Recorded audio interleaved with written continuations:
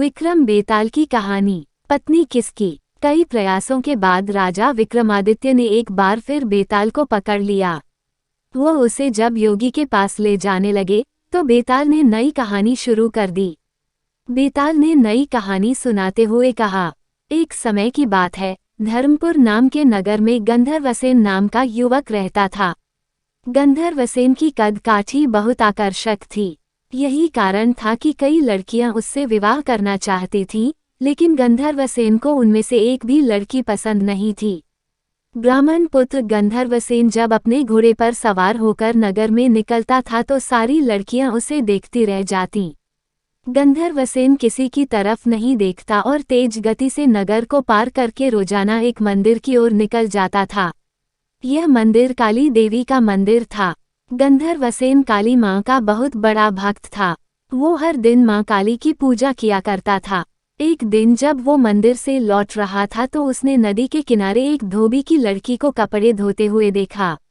वो लड़की गंधर्वसेन को बहुत सुंदर लगी।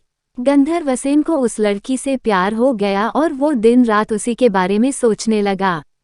उसे लड़की से बात करने का कोई रास्ता नहीं सूझता। एक दिन उसने काली माँ के मंदिर में पूजा करते हुए ये प्रतिज्ञा ली कि अगर वो लड़की उसकी हो गई तो वो काली माँ के चरणों में अपना शीश चढ़ा देगा। गंधर्वसेन खाना पीना भूल चुका था। वो दिन रात उसी लड़की के बारे में सोचता रहता। इसका परिणाम ये हुआ कि गंधर्वसेन बीमार हो गया। गंधर्वसेन की बीमारी की खबर सुनकर उसका सबसे अच्छा मित्र देवदत्त उससे मिलने आया। अपने परम मित्र को बिस्तर पर पड़ा देख देवदत्त ने उसकी उदासी का कारण पूछा। गंधर्वसेन ने देवदत्त को अपना हाल सुनाया और बोला कि उस लड़की से अगर मेरा विवाह नहीं हुआ तो मैं मर जाऊंगा। देवदत्त अपने मित्र से बहुत प्यार करता था, इसलिए उसने लड़की को ढूंढने की ठानी। देवदत्त उस लड़की को खोजने में सफल हुआ। देवदत्त ने उस लड़की के पिता से कहा कि अपनी बेटी की शादी गंधर्वसेन से कर दें। लड़की के पिता ने सारी स्थिति का जायजा लिया और अपनी बेटी का विवाह गंधर्वसेन से करा दिया। शादी को 5 दिन बीत गए और गंधर्वसेन उस प्रतिज्ञा को भूल चुका था जो उसने काली मंदिर में ली थी। एक दिन सपने में गंधर्वसेन को अपनी छाया दिखाई देती है। उसकी छाया उसे वो प्रतिज्ञा याद दिलाती है और कहती है कि अगर तुम ये प्रतिज्ञा पूरी नहीं करोगे तो स्वार्थी कहे जाओगे। अगले दिन गंधर्वसेन को अपनी गलती का एहसास होता है और वो काली मंदिर में अपनी बलि देने के लिए तैयार हो जाता है। वो अपने मित्र देवदत्त को बुलाता है और उससे कहता है कि मैं, तुम और तुम्हारी भाभी मंदिर चलते हैं। मैं मंदिर में अंदर पूजा करूंगा और तुम बाहर अपनी भाभी का ध्यान रखना। देवदत्त मंदिर चलने को तैयार हो जाता है। दोनों दोस्त उस लड़की के साथ मंदिर पहुंचते हैं। गंधर्वसेन मंदिर के अंदर अपनी प्रतिज्ञा पूरी करने चला जाता है। देवदत्त और गंधर्वसेन की पत्नी बाहर उसकी प्रतीक्षा करते हैं। बहुत समय तक जब गंधर्वसेन बाहर नहीं आता तो देवदत्त मंदिर के अंदर चला जाता है। देवदत्त अंदर जाकर देखता है कि गंधर्वसेन ने अपनी तलवार से अपना सिर काटकर काली माँ को बलि चढ़ा दिया है। ये देखकर देवदत्त घबरा जाता है। देवदत्त सोचता है कि कोई भी व्यक्ति यह यकीन नहीं करेगा कि गंधर्वसेन ने अपनी हत्या खुद की है। सब ये सोचेंगे कि देवदत्त ने अपने मित्र को मारा है ताकि वो उसकी पत्नी से विवाह कर सके। इस आरोप से बचने के लिए देवदत्त ने गंधर्वसेन की तलवार से अपना सिर भी काट लिया। थोड़े समय बाद गंधर्वसेन की पत्नी अपने पति और उसके मित्र देवदत्त को खोजने मंदिर आई।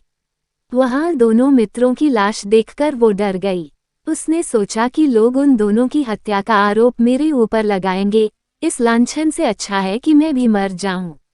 जैसे ही उस लड़की ने अपना सिर काटने के लिए तलवार उठाई वैसे ही वहां माँ काली प्रकट हुई। माँ काली ने कहा, पुत्री मैं तुमसे प्रसन्न हूँ, बोलो क्या वरदान मांगती हो। लड़की ने कहा, आप इन दोनों को जीवित कर दीजिए। काली माँ बोली, तुम इन दोनों के सिर इनके धड़ों पर रखोगी तो ये जीवित हो जाएंगे। लड़की ने ऐसा ही किया, लेकिन उससे सिर रखने में गलती हो गई। उसने गंधर्वसेन का सिर देवदत्त और देवदत्त का सिर गंधर्वसेन के धड़ पर लगा दिया। दोनों मित्र जीवित होकर उस लड़की के लिए लड़ने लगे।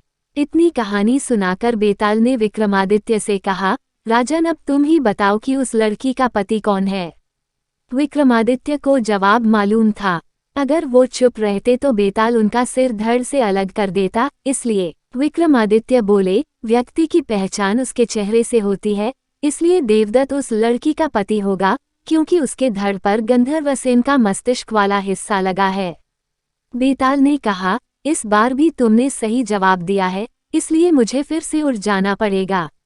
इतना बोलकर बेताल फिर से घने जंगल की ओर उड़ गया। राजा विक्रमादित्य फिर से बेताल को ढूंढने के लिए उसके पीछे चल दिए। कहानी से सीख, इंसान जो भी करता है अपने मस्तिष्क से ही करता है, इसलिए उसकी पहचान मस्तिष्क से ही होती है।